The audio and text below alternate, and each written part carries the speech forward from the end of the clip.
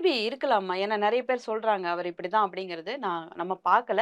ஆனா மேபி இருக்கலாம். ஏன்னா இதுவரைக்கும் எனக்கு என்ன அப்படின்னா, இதுவரைக்கும் அவர் வந்து ஒரு ஒரு போற்றத்தக்க ஒரு நபரா இருந்தவரு.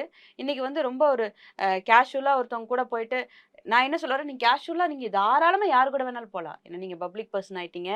நீங்க வந்து கேஷுவலா எல்லார் கூடயும் இருக்கலாம். யாரும் எத பத்தி பேச போறதில்ல. இன்னைக்கு ஒரு தலைவனா இருக்க நீங்க ஒரு கட்சி ஆரம்பிச்சிருக்கீங்க. அந்த தலைவனுக்கான அ உறுதியும், ஊக்கமும் மேல்நிலைப்படுத்தி நீங்க செய்யக்கூடிய செயல்னு ஒரு விஷயம் இருக்கு. அந்த செயலுக்கு நீங்க நீங்க ஃபர்ஸ்ட்டு தரமா இருக்கணும்.